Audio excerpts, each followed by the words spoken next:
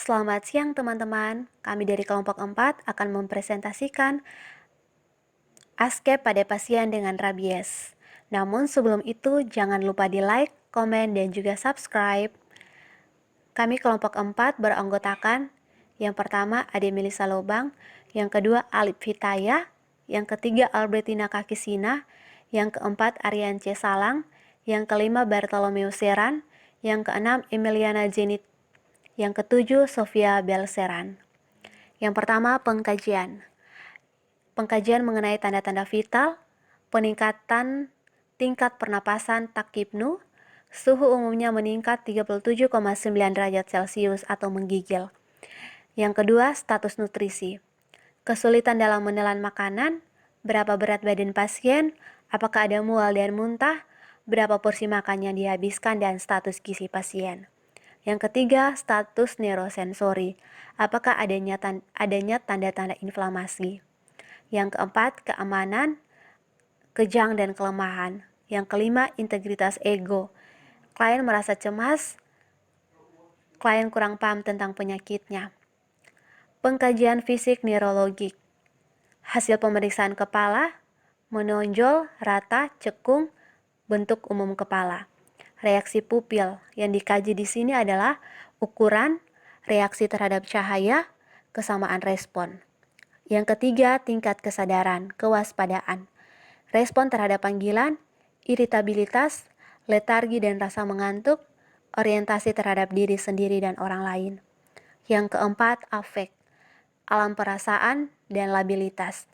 Aktivitas kejang, berapa lamanya dan jenisnya. Fungsi sensori, reaksi terhadap nyeri, reaksi terhadap suhu. Refleks, refleks tendon superficial, refleks patologi. Pemeriksaan penunjang yang bisa dilakukan yang pertama, elektroensofalogram. Ini dipakai untuk membantu menetapkan jenis dan fokus kejang. Di sini juga menggunakan kajian sinar X yang lebih sensitif dari biasanya untuk mendeteksi perbedaan kerapatan jaringan. MRI untuk menghasilkan bayangan dengan menggunakan lapangan magnetik dan gelombang radio. PET untuk mengevaluasi kejang yang membandel dan membantu menetapkan lokasi lesi, perubahan metabolik, dan atau aliran darah dalam otak. Uji laboratorium fungsi ginjal, menganalisis cairan cerebrovaskuler, hitungan darah lengkap, mengevaluasi trombosit dan hematokrit, panel elektronik, elektrolit, screening toksik dari serum dan urin, GDA, glukosa darah, BUN. Ketidakseimbangan elektrolit merupakan predisposisi kejang. Yang kedua, penetapan diagnosa keperawatan. Yang pertama itu adalah gangguan pola napas berhubungan dengan afiksia. Yang kedua, gangguan pola nutrisi berhubungan dengan penurunan refleks menelan. Yang ketiga, demam berhubungan dengan viremia. Yang keempat, kecemasan berhubungan dengan kurang terpapar informasi. Yang kelima, resiko cedera berhubungan dengan kejang dan kelemahan. Yang keenam, resiko infeksi berhubungan dengan luka terbuka.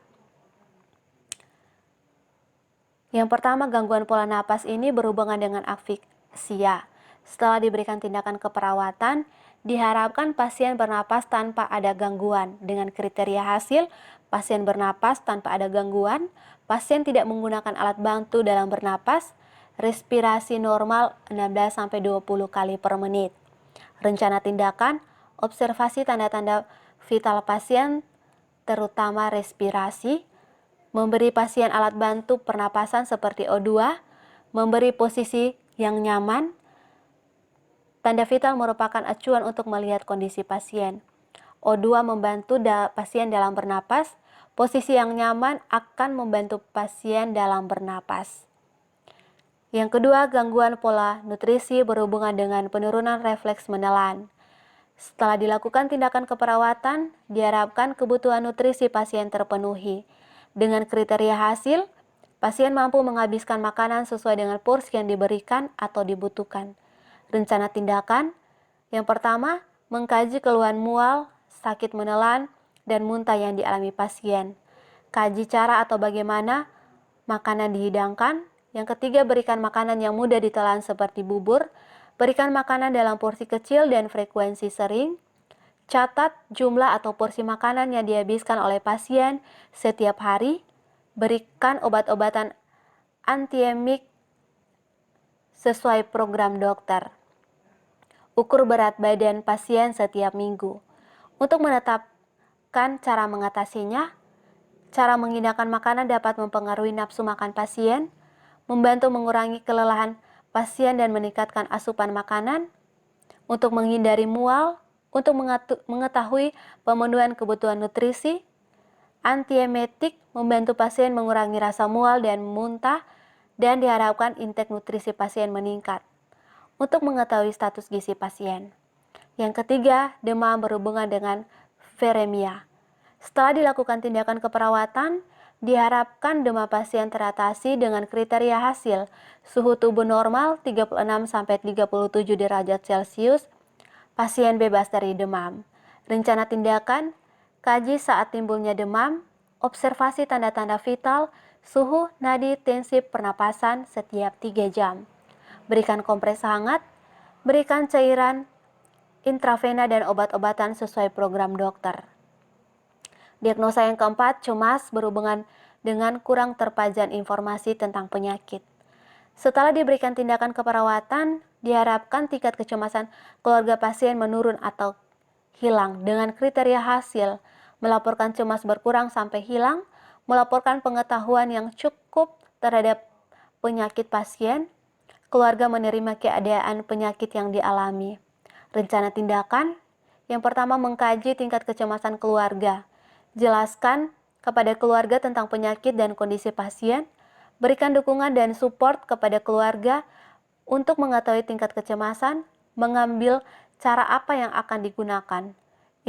Informasi yang benar tentang kondisi pasien akan mengurangi tingkat kecemasan keluarga. Yang kelima, risiko cedera berhubungan dengan kejang dan kelemahan. Setelah diberikan tindakan keperawatan, diharapkan pasien tidak mengalami cedera.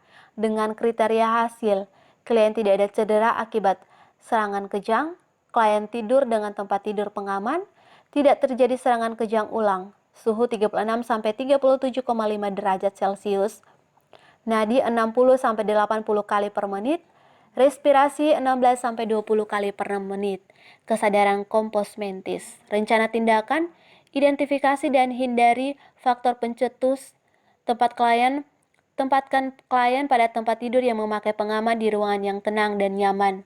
Anjurkan klien istirahat, sediakan di samping tempat tidur spatel dan gudel untuk mencegah lidah jatuh ke belakang apabila terjadi kejang.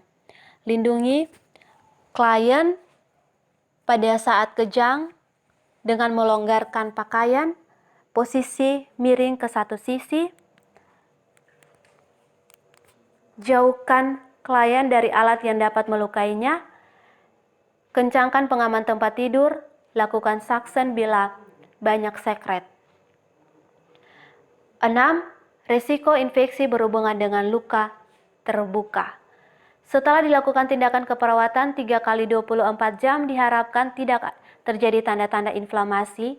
Rencana tindakan, kaji tanda-tanda infeksi, pantau TTV terutama suhu tubuh, ajarkan teknik aseptik pada pasien, cuci tangan sebelum memberikan asuhan keperawatan ke pasien, lakukan perawatan luka yang steril. Evaluasi dari diagnosa pertama, pasien tidak mengalami gangguan dalam bernapas, pasien tidak menggunakan alat bantu dalam bernapas. Yang kedua, untuk diagnosa yang kedua, pasien tidak mengalami gangguan dalam makan dan minum, pasien bisa menelan dengan baik, pasien tidak mengalami penurunan berat badan. Suhu pasien normal 36-37 derajat, pasien tidak mengeluh demam. Untuk diagnosa yang keempat, keluarga pasien tidak cemas. Keluarga pasien bisa memahami kondisi pasien dan ikut membantu dalam pemberian pengobatan. Untuk diagnosa yang kelima, Pasien tidak mengalami cedera, pasien tidak mengalami kejang. Diagnosa yang keenam, tidak ada tanda-tanda infeksi seperti color dolor, tumor rubor, dan fungsional lesi. Luka akibat gigitan pada pasien akibat gigitan anjing. Sekian dan terima kasih presentasi kita pada siang hari ini. Terima kasih.